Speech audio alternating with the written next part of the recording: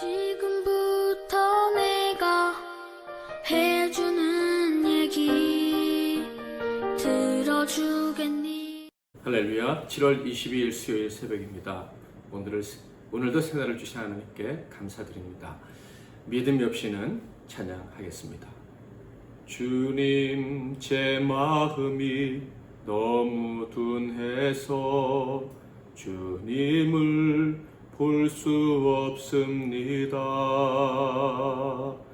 이 땅에 속하여 이 땅만 보다가 주님 손을 놓쳤습니다. 나는 나그네로 왔는데 왜 주저앉게 되었나. 나는 청지기인데 언제부터 내 삶의 주인이 되어버렸나.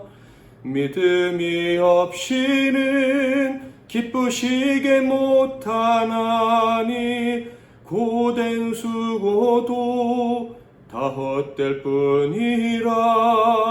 믿음이 없어서 무너진 삶의 모든 자리에 다시 주님을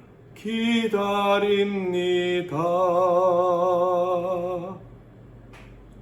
아멘. 오늘 하나님께서 주시는 은혜의 말씀은 구약성경 이사야서 7장 1절부터 9절 말씀이 되겠습니다. 이사야서 7장 1절부터 9절 말씀 중에 9절만 봉독해 드리겠습니다. 에브라임의 머리는 사마리아요 사마리아의 머리는 르말리아의 아들이니라. 만일 너희가 굳게 믿지 아니하면 너희는 굳게 서지 못하리라 하시니라. 아멘. 오늘은 믿음만이 살 길이다, 믿음만이 살 길이다 라는 제목으로 하나님 말씀을 상고하겠습니다. 이사야서 6장에서 이사야는 다른 이들처럼 하나님을 만났습니다. 그런데 다른 이들과는 차이가 있었죠. 그는 자기를 찾아오신 그리고 만나주신 하나님께 헌신하고 싶은 마음을 가졌다는 것입니다. 그래서 하나님께서 소명을 주시자 바로 받고 순종하기로 합니다. 이사야와 하나님 만난 다른 사람들의 차이가 무엇입니까? 바로 이사야는 하나님이 만나 주셨을 때 자신에게는 아무런 희망이 없다는 것을 볼 수 있었다라는 것입니다. 자신은 다른 모든 부정한 죄인들처럼 하나님 앞에서 죽을 죄인이라는 것을 발견했다는 거예요. 그래서 하나님께 붙어 있고 싶었어요. 하나님께서 용서해 주시기만 한다면, 그래서 살 수만 있다면 다시는 죄의 길에 들어서고 싶지 않았다 하는 거예요. 그런데 그런 그에게 소명까지 주시다니 얼마나 감사합니까? 거절할 이유가 없었던 거예요. 이사야는 죄인인 자신에게 희망이 있다면 그것은 오직 하나님의 자비, 하나님의 은혜밖에 없다는 것을 분명히 알고 있었던 것이죠. 그는 자신이 죄인임을 알았기에 오직 하나님만을 의지하고 믿고 살아가고 싶었던 것입니다.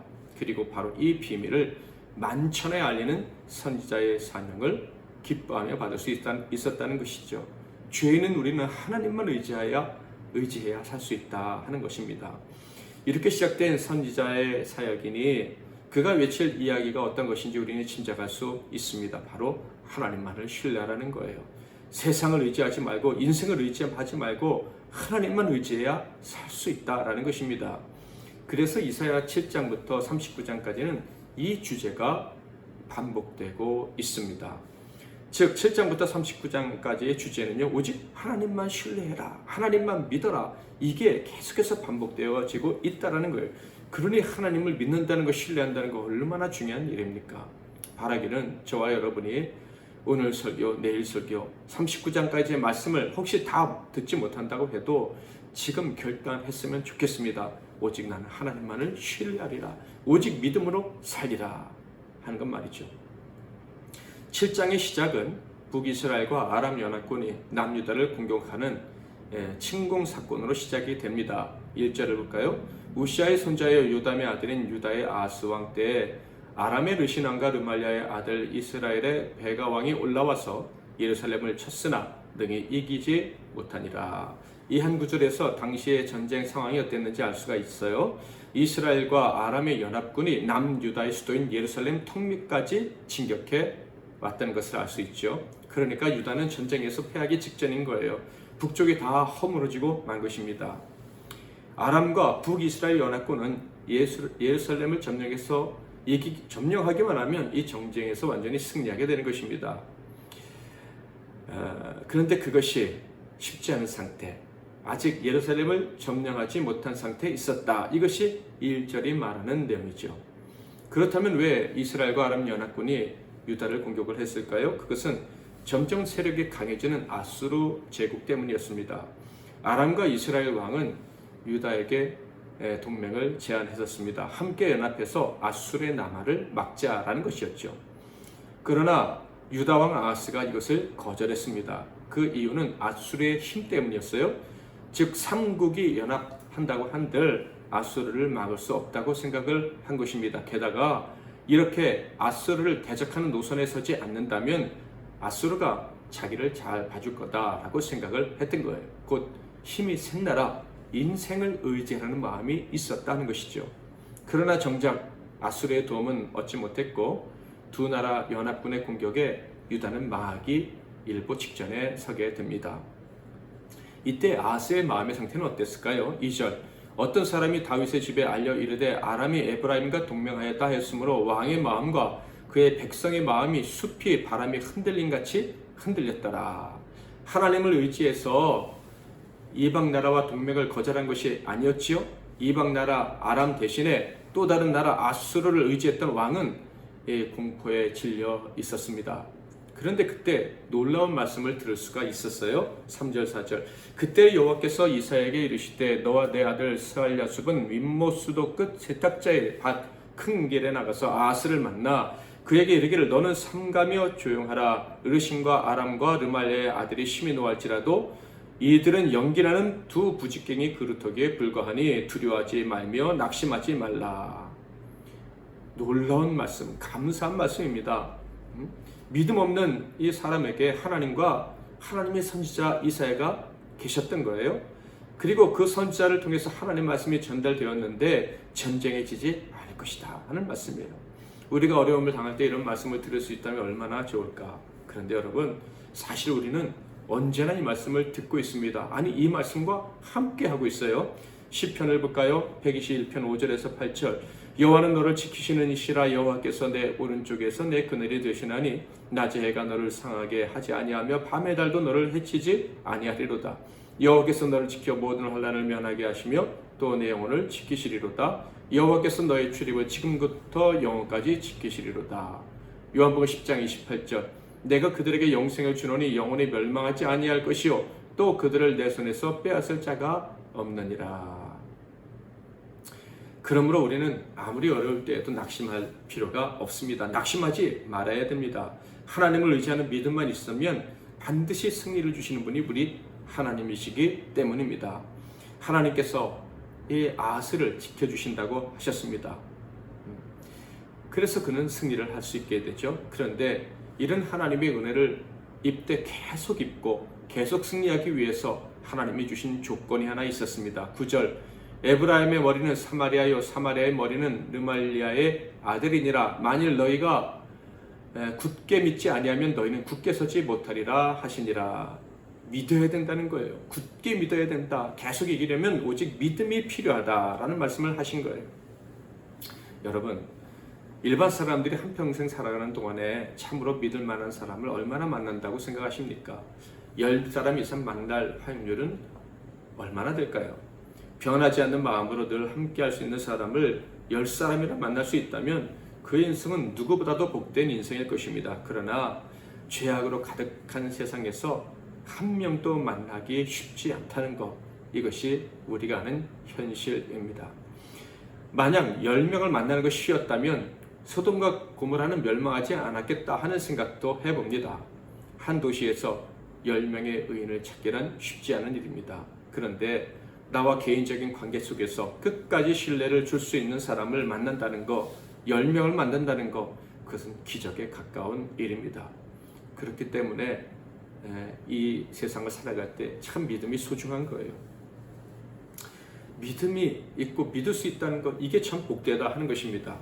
죄인들의 세상에서 믿음이 없다면, 애초부터 믿음을 기대하지도 않고 포기하고 살아간다면 그것은 참으로 불행한 삶일 것입니다.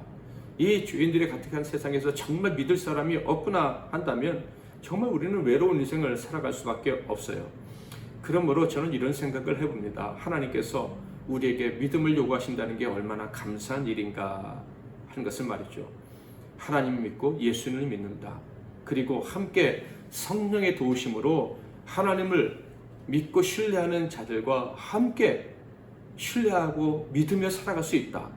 이게 얼마나 감사한 일입니까? 하나님을 믿을 수 있고 믿음의 사람들이 옆에 있어서 믿음으로 서로를 신뢰하며 살아갈 수 있다는 거 정말 감사한 일인 거예요. 모든 사람은 믿을 수 없다고 하죠. 그러나 교회는 다릅니다. 초대교회를 보세요.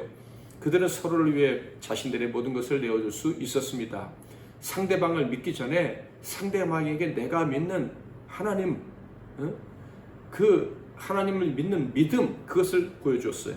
그러니까 서로가 서로에게 신뢰할 수 있는 자가 되어주려고 했었다, 이런 얘기예요. 믿으려고 하기보다는 믿음을 주려 했었다. 그래서 저는 초대교회 성도들은 교회 올 때마다 기적을 체험했다고 생각을 합니다. 심지어 귀족과 노예도 서로 신뢰할 수 있게 되었다라는 말씀도 들어보셨을 거예요. 놀라운 일이죠. 하나님께서 믿음을 요구하시고 사람들이 그에 대해서 반응할 때 이 죄악된 세상이 살만한 곳이 될 수 있구나 하는 것을 초대교회가 보여주었던 것입니다. 사람은요, 오직 하나님을 믿고 신뢰해야 돼요. 하나님을 신뢰한다는 것은요, 이 죄악된 세상에서 복된 삶을 살 수 있는 유일한 길임을 알아야 됩니다. 만약에 하나님을 신뢰하지 않는다면요, 절대로 복된 삶을 살 수가 없어요. 그런 삶은요, 하나님이 무서운 저주를 내리시기 전에도 저주스러운 삶이에요. 믿을 사람이 없이 살아가는 삶이 얼마나 무서운지 잘 알 것입니다. 하나님을 믿는 믿음도 없고, 그래서 사람도 믿을 수 없는 인생, 정말 불행한 인생인 거예요. 정직하게 우리 주변을 한번 돌아봅시다. 사람들이 아무리 부유하고 부부 모두의 가문이 훌륭하고 자식들이 성공한 것 같아도 서로를 신뢰하지 못하고 살아가는 가족들이 얼마나 많습니까? 어쩌면 정말 신뢰하는 가정을 찾기가 하늘의 별 따기보다 어려울지도 모르겠다 하는 생각도 해봅니다. 몰라서 그렇죠. 서로가 믿고 싶어 합니다. 그러나 서로에게 신뢰를 주지 못한 채 살아가는 외로운 사람들이 우리 주변의 대부분입니다. 서로를 속이며 살아가는 거예요. 그렇게 살고 싶지 않겠지만 내가 살기 위해서 어쩔 수 없이 그런 선택을 해야 된다고 합리화하며 살아가는 사람들이 참 많습니다. 사랑하는 성도 여러분, 우리에게 믿음이 필요합니다. 모든 삶에서 믿음이 있어야 되고, 그 믿음이 있어야 우리는 희망을 품을 수 있고 외롭지 않고 숨을 쉬면서 살아갈 수가 있는 거예요. 이 귀한 믿음은요, 오직 하나님을 믿는 믿음에서만 나오는 것임을 기억하시기를 바랍니다. 왜냐하면요, 우리가 믿을 때, 우리가 신뢰를 드렸을 때 실망을 주지 않는 분, 믿음이 헛되지 않다고 알려주실 분은 오직 하나님밖에 없기 때문입니다. 하나님을 신뢰하십시오. 그래서 믿음이 얼마나 귀한 것인지, 믿음은 정말 가치 있는 것이구나 하는 것을 하나님을 믿는 믿음에서 확인하십시오.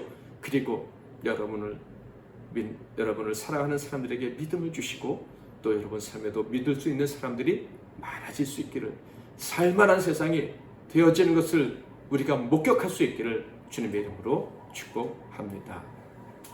또한 그런 교회가 될 수 있기를, 초대교회 같은 우리 교회가 되기를 바랍니다. 믿음이 없이는 한 번 더 찬양하겠습니다. 주님, 제 마음이 너무 둔해서 주님을 볼 수 없습니다. 이 땅에 속하여 이 땅만 보다가 주님 손을 놓쳤습니다. 나는 나그네로 왔는데 왜 주저앉게 되었나. 나는 정직이인데 언제부터 내 삶의 주인이 되어버렸나. 믿음이 없이는 기쁘시게 못하나니 고된 수고도 다 헛될 뿐이라. 믿음이 없어서 무너진 삶의 모든 자리에 다시 주님을 기다립니다. 믿음이 없이는 기쁘시게 못하나니 주를 찾는 자 반드시 만나리. 믿음이 없어서 무너진 삶의 모든 자리에 다시 주님을 기다립니다.